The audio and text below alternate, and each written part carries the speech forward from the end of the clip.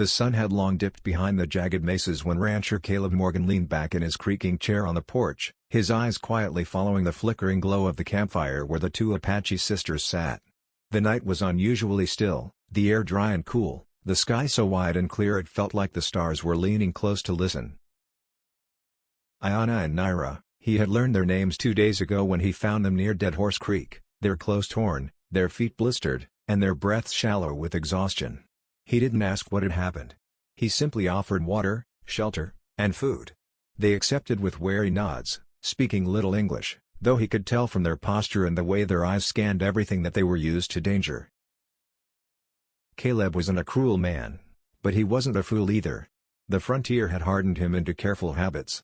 He'd seen neighbors robbed blind after offering kindness to the wrong travelers. Worse, he'd heard whispers in town that certain Apache bands were scouting white ranches, taking notes on livestock numbers, herd routes, and defenses before sending warriors to raid. Now here he was, with 2 Apache women on his land. Grateful, or dangerous. He couldn't yet decide which. They had spent the day working hard without being asked. Ayanna had mended his broken wagon wheel with a strip of rawhide in a way he'd never seen before. Naira had gathered mesquite beans and made a sweet, nutty paste he hadn't tasted since boyhood. They were quiet, respectful, helpful. But trust, to Caleb, was a currency rarer than gold. As he watched them now, he rubbed a slow hand along the barrel of his rifle, not in threat, but in thought. He wasn't sure if he was doing the right thing keeping them here.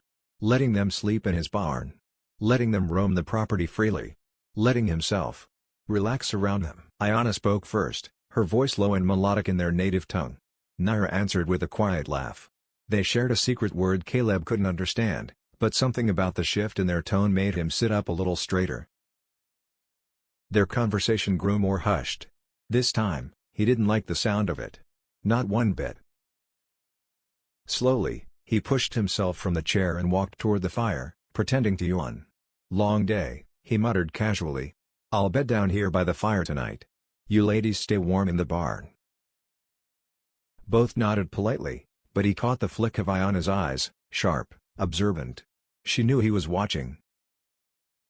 He laid down on his bedroll next to the flames, turning his back to them. He placed one arm under his head as if settling in, but kept his eyes barely cracked open and his breathing carefully slow. Minutes passed. The fire snapped and hissed. Coyotes howled somewhere far beyond the fence line. Caleb waited. At first, their voices were soft and unintelligible. But then, they switched to English. "He's asleep," Ayanna whispered. "Are you sure?" Naira asked nervously. "Yes," Ayanna replied. "Tomorrow. Midnight. When he's alone. We'll do it." Caleb's pulse pounded in his ears. "Do what?" Naira hesitated. "He has been kind. Maybe we should." "We owe it to our people," Ayanna cut in sharply. Caleb's breathing almost faltered. "Oh what? To who? What in blazes were they planning?" He forced his lungs to remain steady. Forced his body to stay still. Every instinct screamed to reach for his rifle, to stand, to confront them, but he didn't. Not yet. He needed to hear more. Because for the first time since taking them in, he was no longer sure if he had saved them or invited his own doom. Caleb didn't sleep, not a blink. He remained perfectly still long after the sisters had retired to the barn, staring into the dying embers while his mind gnawed on every word he had overheard. "Tomorrow. Midnight. When he's alone. We'll do it." The phrase chipped at him like a pickaxe to stone. He replayed it again and again, trying to decipher its meaning. Do what? Kill me? Steal my horses? Signal a raiding party? And that other line. "We owe it to our people." That one rattled him most. He had heard stories in town of Apaches sending spies ahead of raids, women, sometimes even children. They'd earn a settler's trust before leading their kin back to strike. It was a clever tactic. Cold. Silent. Efficient. His fingers twitched as he lay motionless on the bedroll. His rifle lay only a foot away, But that foot felt longer than a mile. He could grab it. Burst into the barn. Tie them up. Demand the truth. But what if he was wrong? What if he had misheard them? Or misunderstood? What if their plan was harmless, or even noble? Doubt and paranoia wrestled in his chest like two locked bulls. The sun arrived slowly, bleeding orange across the horizon. Caleb sat up, his body stiff from lying tense all night. His eyes burned with fatigue, but his mind was sharper than ever. He needed answers. But he also needed caution. As he poured feed into the trough, Ayanna approached with a bucket of water. She greeted him with a calm good morning, as though nothing were amiss. He nodded stiffly. Morning. She didn't linger. She didn't pry. She simply set the bucket down and moved on to mend a broken fence post. Naira appeared soon after, carrying fresh cornbread wrapped in cloth. She offered it to him with a shy smile. Made from mesquite flour. Good for strength. Strength. He almost laughed. He accepted the bread, though he didn't eat it. Not yet. He watched them work. Watched how they moved, always calm, always collected, always quietly whispering to each other in their native tongue. Were they grateful guests? Or strategists? Every now and then, one would glance toward the ridge beyond the ranch, as if waiting for someone. Or signaling someone. Caleb's nerves frayed inch by inch. By noon, he had made up his mind. He would leave. Ride to town. Tell Sheriff Dugan what he had discovered. Bring back lawmen before midnight, before it happened, whatever it was. But the moment he opened his stable door to saddle his horse, he froze. The sisters were inside, brushing his stallion Thunder with slow, careful strokes. The animal, usually skittish around strangers, stood calm beneath their touch. "We are making him ready," Naira said softly, smiling up at Caleb. "A good horse must be handsome for where he is going."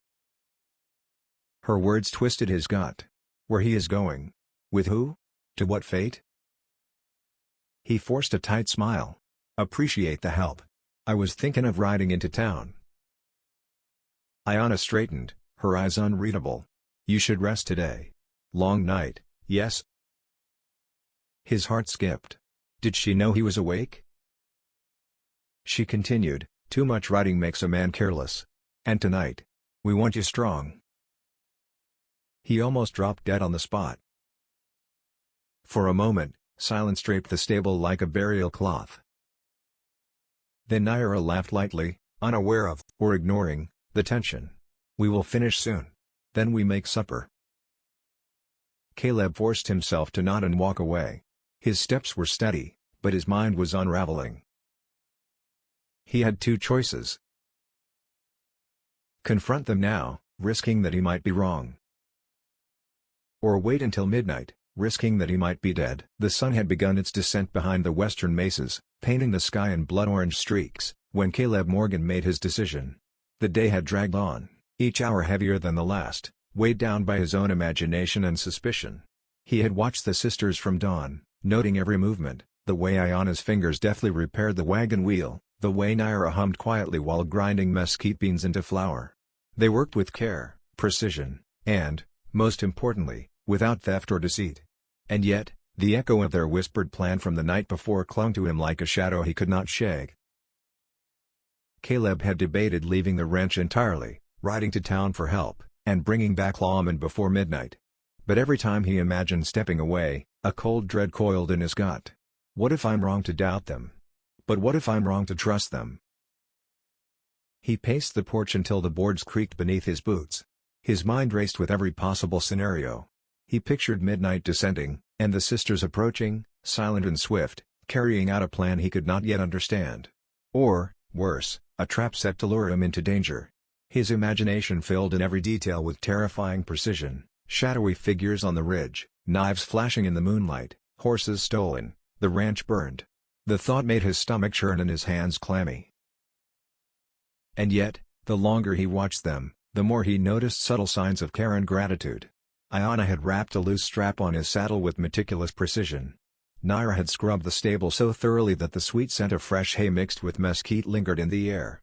Even Thunder, His trusted horse nuzzled the sisters' hands without fear. There was a gentleness to their work, an attentiveness that spoke of honor rather than deceit. Caleb leaned against the post of the porch, gripping his rifle tightly. "I have to know for myself. I can't rely on rumor, and I can't leave. Not now." He resolved to wait. To stay. To watch. He would face the sisters directly if they attempted anything. And he would be ready for whatever came. With deliberate slowness, he cleaned his rifle, checking the stock and barrel, his hands moving automatically while his mind churned with possibilities. He left one lantern lit inside the barn, casting a dim glow over the wooden walls, a feint to suggest slumber. Then he hid in the shadows near the fire, keeping his eyes on the barn door. The wind carried the faint scent of sagebrush and dry earth as the sun finally sank, leaving a purple twilight across the valley. The fire crackled, throwing dancing shadows across the porch. Caleb listened intently, straining for any sound that might betray the sisters' movement. Hours passed. The ranch settled into silence. Only the occasional coyote howl punctuated the stillness. Midnight approached like a slow drumbeat. Caleb crouched behind the fire, his rifle ready, muscles coiled like a spring. Every tiny noise, the snap of a twig, the whisper of the wind through the grass, made his pulse spike. Then, soft footsteps emerged from the barn. Two shadows slipped quietly across the yard. The sisters. Caleb followed, silent and cautious, heart hammering in his chest. Each step brought him closer to the truth. Each step carried the weight of dread and anticipation. Finally, as the sisters reached the barn's far corner, Caleb prepared to confront them. He reminded himself, "Be ready. Be calm. Be strong." He took a deep breath. Whatever their plan was, he would face it. But in that moment, hidden in the shadows, a new emotion stirred, curiosity. Beneath the fear and suspicion, Caleb felt a spark of hope. Maybe this is something I do not yet understand. With that thought, he silently watched, waiting for the revelation that would change everything. Caleb's grip on his rifle was iron-tight as he crept closer to the barn's far corner. The sisters moved with quiet precision, shadows dancing across the moonlit boards.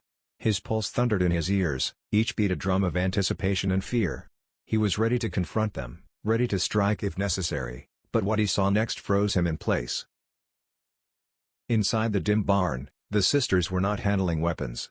They were not plotting an ambush. Instead, they were working carefully with their hands, arranging items he could just begin to make out in the pale glow of a lantern. Caleb squinted. There, stacked neatly, were his tools, mended and polished. A freshly repaired wagon stood proud in the corner, the wood sounded smooth, the wheels oiled and aligned. He blinked in disbelief. "What in the world?" he whispered under his breath. Ayana turned toward Naira. "Do you think he'll like it?" she asked softly. Naira smiled shyly. "He saved us. We must repay him." Caleb felt a wave of confusion and shame sweep over him. Repay him? His mind replayed the whispered words from the previous night, midnight. When he's alone. Do it for our people. He had assumed deceit, danger, perhaps even treachery. And now. Here was the truth, so simple, so pure, it struck him with force. The sisters were planning a gift. A gesture of gratitude for the kindness he had shown them. The wagon, polished and repaired, was not a tool of betrayal, it was a token of honor. Beside it lay a carefully folded saddle blanket, hand-stitched with his initials embroidered in subtle thread. Small jars of preserves, neatly labeled and stacked, awaited transport. Even the firewood had been arranged thoughtfully, ready for the cold nights ahead. Caleb exhaled slowly, tension leaving his shoulders in a rush. The imagined trap, the fear, the paranoia, they dissolved like mist in the morning sun. What remained was clarity, humility, and awe. He stepped forward, letting a branch snap beneath his boot. The sisters froze. Ayana's sharp eyes met his, but there was no malice there, only a quiet bravery. Naira's hands, dusted with sawdust and hay, rested nervously at her sides. I heard everything," Caleb said, his voice softer than he intended. "And I misjudged you." The sisters exchanged a glance, a silent conversation in their eyes. Then, slowly, Ayana stepped forward. "Now you know our secret plan," she said. Caleb's throat tightened. Words failed him. He wanted to apologize, to explain, to thank them, but he could only nod. Nair offered a small smile, and in that moment, the tension that had gripped him for days finally released. They had not come to harm him. They had come to honor him, repay him, to bridge a gap between fear and trust. What he had feared as danger was, in truth, generosity. Caleb felt a pang of regret for his suspicion, for allowing fear to cloud judgment. The moon climbed higher, casting silver light across the barn, illuminating the repaired wagon, the carefully arranged gifts, the tangible proof of their integrity. Caleb realized something profound. Sometimes the greatest threat is not the unknown, it is what we assume about others without truly seeing them. He knelt briefly beside the wagon, touching the smooth wood. "Thank you," he said simply. It was the truest words he could offer. Ayanna tilted her head, her eyes thoughtful. "We wanted to show that kindness is returned," she said softly. "Not with words, but with action." Caleb's heart warmed at the sentiment. For the first time since they had arrived, he felt a genuine connection, not of suspicion, not of fear, but of understanding. Trust, fragile and rare, had been tested in the shadow of the night and had survived. As the sisters prepared to leave the barn for the night, Caleb stayed still for a moment longer, absorbing the sight of them moving with quiet purpose and care. The fear, the tension, the imagined danger, they were gone, replaced by gratitude and respect. And in the silence that followed, Caleb understood, the frontier was a place of harsh lessons, but sometimes, the most important lesson was that courage and trust could be returned in ways one might never expect. The first light of dawn crept over the ridges, bathing Whiskey Ridge in a soft, golden glow. The night's tension had vanished, replaced by the serene calm that only early morning could bring. Caleb Morgan stood at the edge of the barn, watching the two sisters move with quiet purpose, tending to chores and readying the repaired wagon for the day. The gift they had prepared, the repaired wagon, the hand-stitched saddle blanket, the neatly stacked preserves, was more than a gesture. It was a symbol of trust, of honor, and, unexpectedly, of friendship. Caleb had spent hours the night before wrestling with his own assumptions, his fears, and the stories he had been told about Apache scouts and their cunning tactics. But those fears now seemed small, almost foolish, in the face of the sisters' actions. What he had anticipated as danger had turned into kindness. What he had prepared to defend against had revealed a bond that was both surprising and profound. He stepped forward slowly, careful not to startle them. "Ayanna. Naira." His voice was soft, but steady, carrying across the barn. The sisters looked up, their expressions a mixture of curiosity and caution. Caleb held his hands open, a silent gesture of peace. I want you to know. I understand now. I was wrong to doubt you." Ayanna steadied him for a long moment, her sharp eyes softening. "You were cautious," she said, almost gently. "It is wise to be cautious where danger is common. But now, you see, not all intentions are harmful." Naira stepped closer, her small smile bright in the morning light. "We wanted to repay your kindness. Not in words, but in actions," she said. "This is our promise." Caleb's heart swelled with a mixture of humility and gratitude. "And it is appreciated," he said. "More than I can say." He glanced at the wagon, the carefully repaired tools, the saddle blanket. "I have lived long enough to see many things, but what you've done is rare. And I won't forget it." There was a silence that followed, a quiet understanding passing between them. Then, without another word, Caleb made a decision. He would ride with the sisters to meet their tribe, to honor their promise, and to forge a bond that had begun with suspicion but now blossomed into trust. The ride was slow, measured, each step of the horses carrying them over the ridge and down into the valley. The wind whispered through the sagebrush, carrying the scent of earth and mesquite, the scent of possibilities. As they approached the tribal lands, Caleb felt a strange but powerful sense of hope. Here, in the vast openness of the frontier, amid suspicion and uncertainty, they were creating something rare, a bridge between two worlds. The Apache elders received them with cautious warmth. Caleb bowed his head slightly in respect, and the sisters explained the story, the kindness he had shown, the trust they wished to return, the bond they sought to honor. Slowly, the tension melted away, replaced by laughter, shared stories, and the beginnings of a fragile but enduring alliance. By nightfall, Caleb returned to Whiskey Ridge with a heart unburdened and a mind unclouded. The ranch, the land, and the people who inhabited it had changed in a single night, not through fear or violence, but through understanding, courage, and goodwill. The sisters had shown him that assumptions were dangerous, and that true courage sometimes lay not in defending against imagined threats, but in embracing the unknown with respect and empathy. As Caleb watched the last light of sunset wash over the ridge, he made a silent promise to himself: never again would he let fear dictate his judgment. The Apache sisters had taught him that trust, once earned and reciprocated, could be more powerful than suspicion. And in that realization, he felt a new kind of strength, a strength born of connection, respect, and the quiet power of keeping one's word. The frontier was harsh, wild, and unpredictable. But sometimes, it offered moments of rare grace, moments where courage and kindness met, where fear transformed into understanding, and where enemies, or strangers, could become allies. Caleb knew, as he mounted his horse and rode back to the homestead, that he would carry this lesson with him for the rest of his days.